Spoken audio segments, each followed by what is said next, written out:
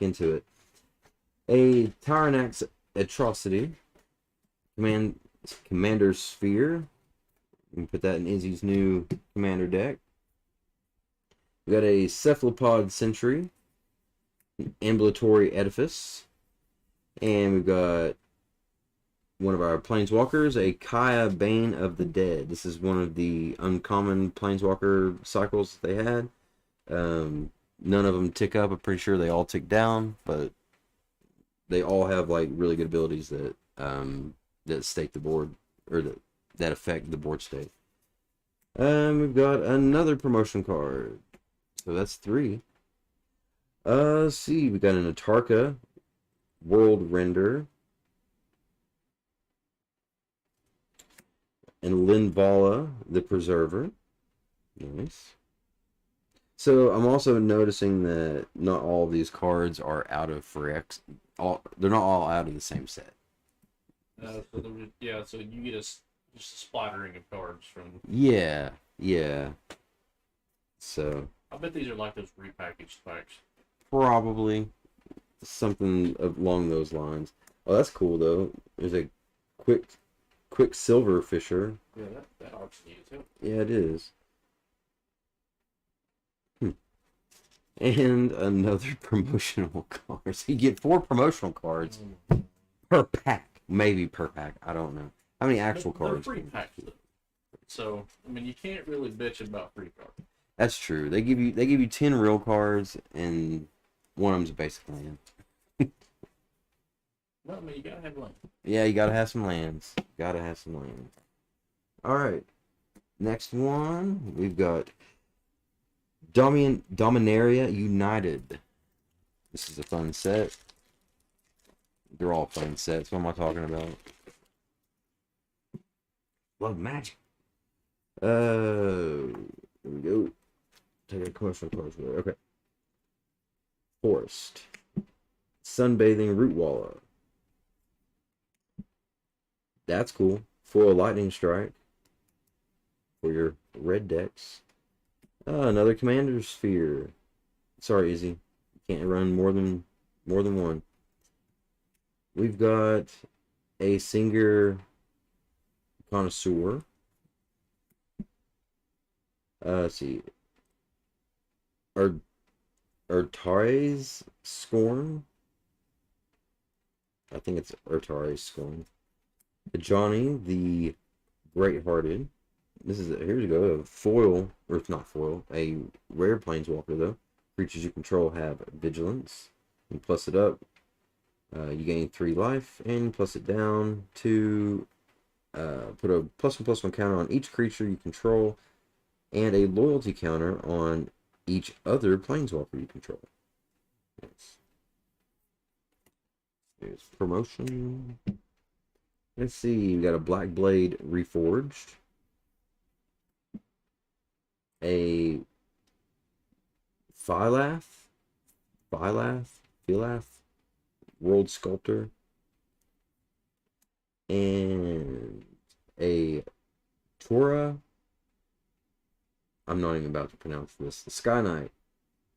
Cool art, for sure. Alright. I mean, the welcome packs is a good idea.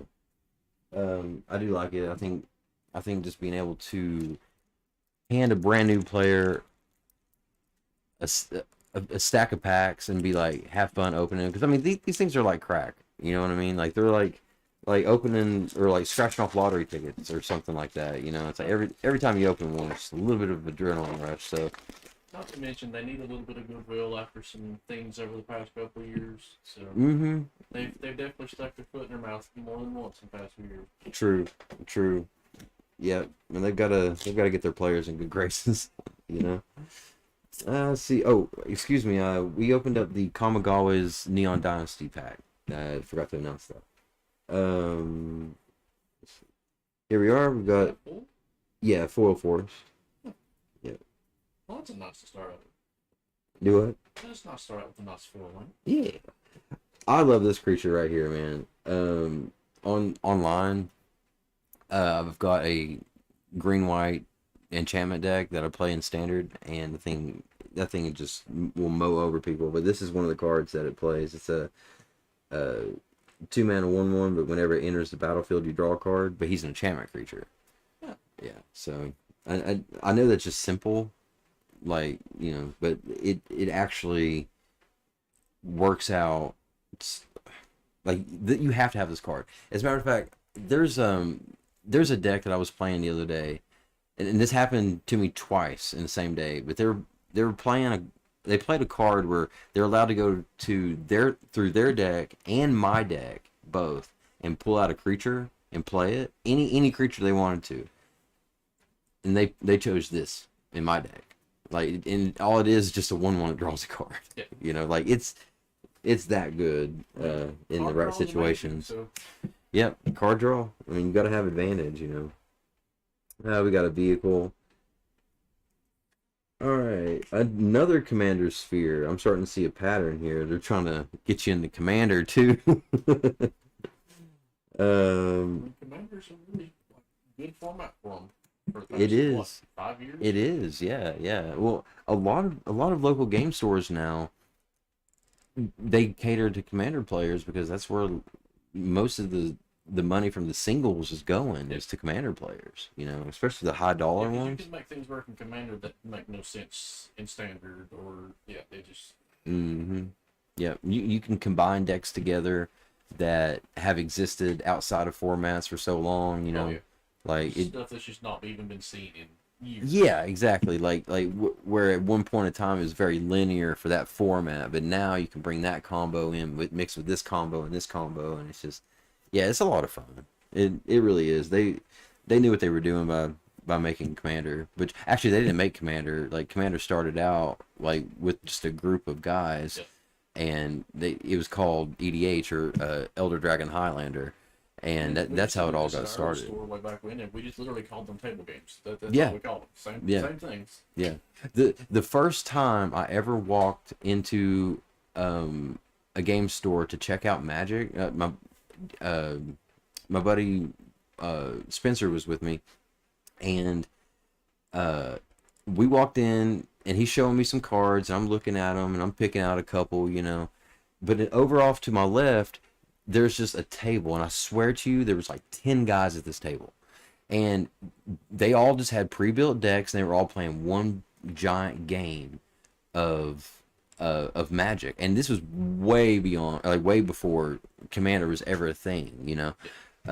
This was right when Darksteel had just was released. Darksteel had just been released at the time, and I remember watching these guys just erupt, because like the board is just gummed up. It's filled with all kinds of stuff. Everybody's attacking crazy, and one guy is just like Wrath of God, and nobody could counter it, and like everybody was just literally just like, ah, ah, ah, and I was just like, what is going on over there, you know?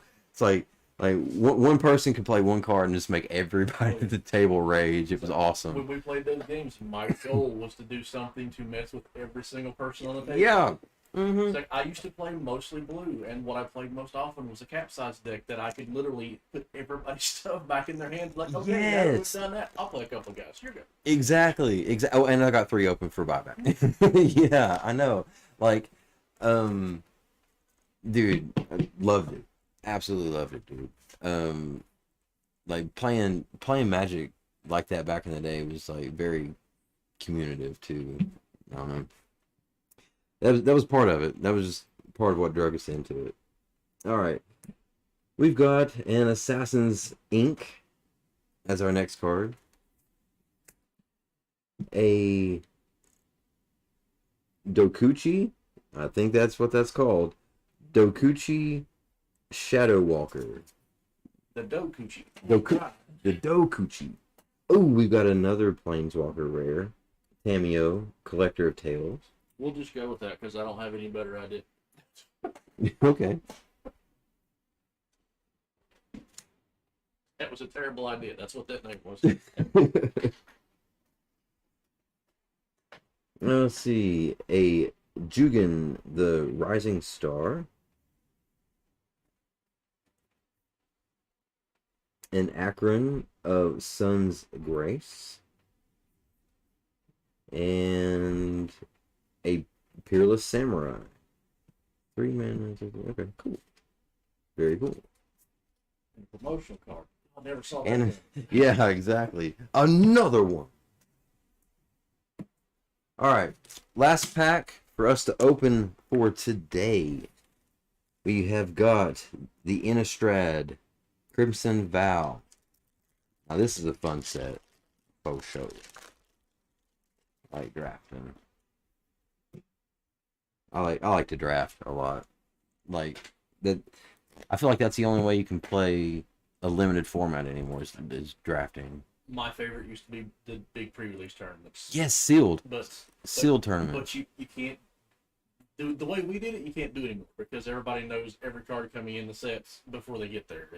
We used to have 15 max available as what we knew was coming. So when you got there, you had to figure it out as you got your cards. Yeah. Now people are card hunting when they get there. Yeah. That feels it for me. Well, they released the spoiler a few days before, like the full spoiler. They released it, a few days before.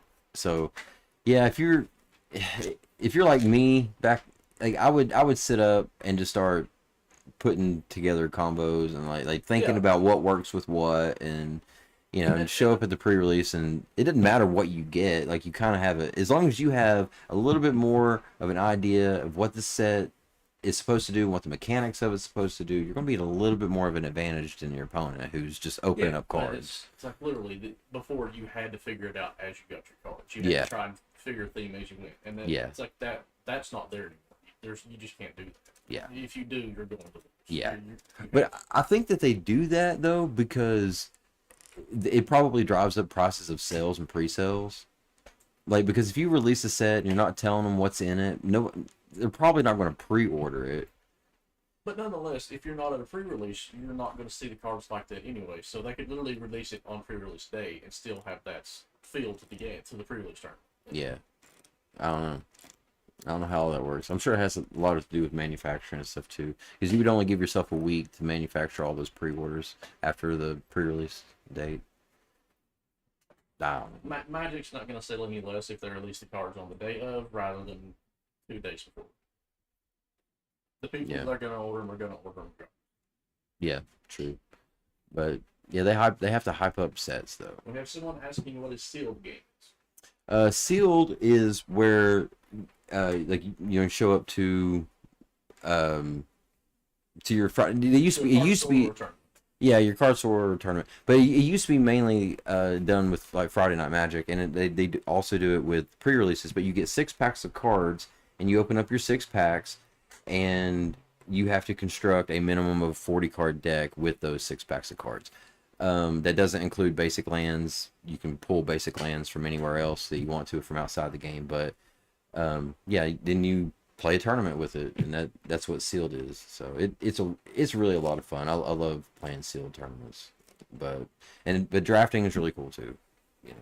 It's all drafting can be weird though. You're going to have at least a quarter of the people, if not more than that are specifically looking for money cards. So as soon as they pop a pack, they filter to find a card worth money and toss it, and then wait for the next pack to be handed to them. There are people who definitely rare draft, but those people are usually gone before round 1 because they got what they wanted and they leave.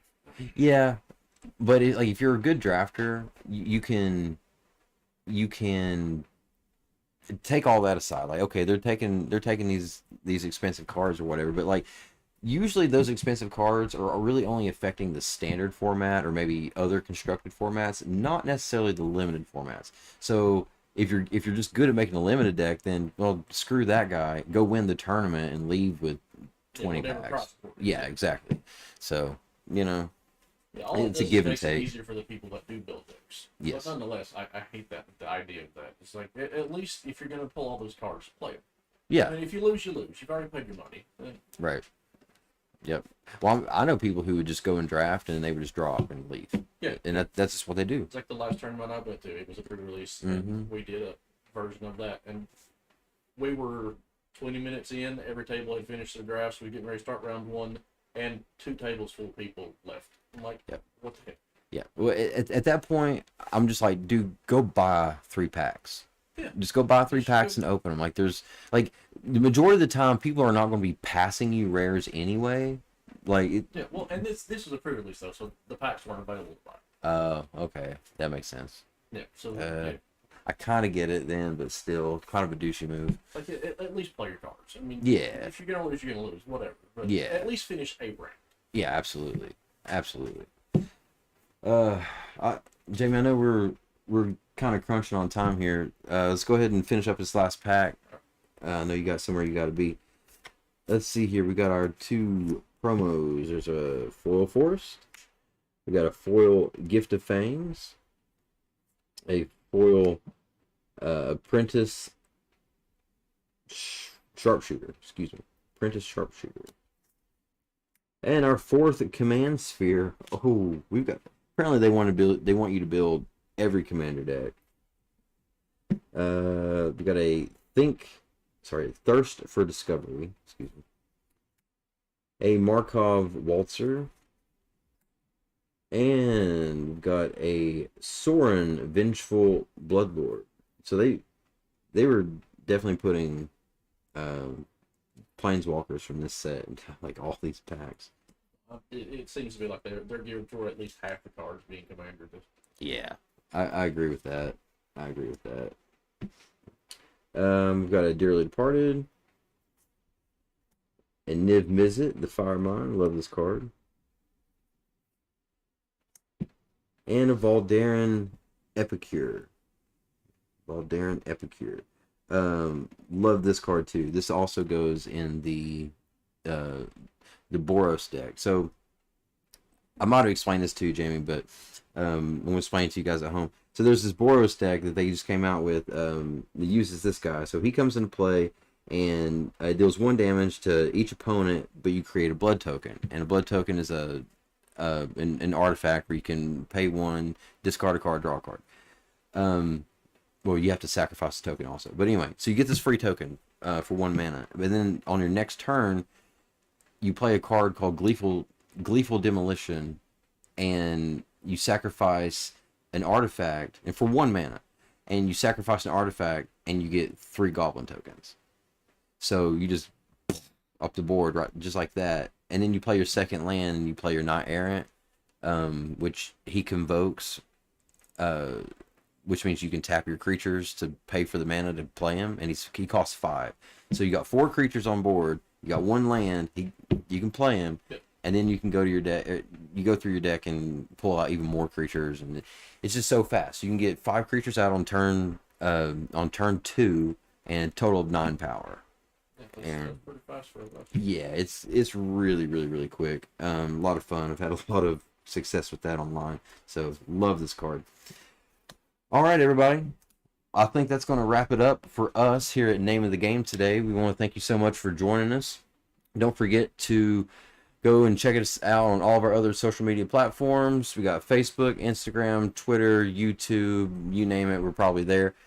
And follow us at Name of the Game. Until next time, I hope you all have a great day. And go play some F&M, some Friday Night Magic tonight. Go get your F&M promos and just go be part of the community. Get out of the house. Stop playing Arena. And go to your local game store and play a game today. So, anyway,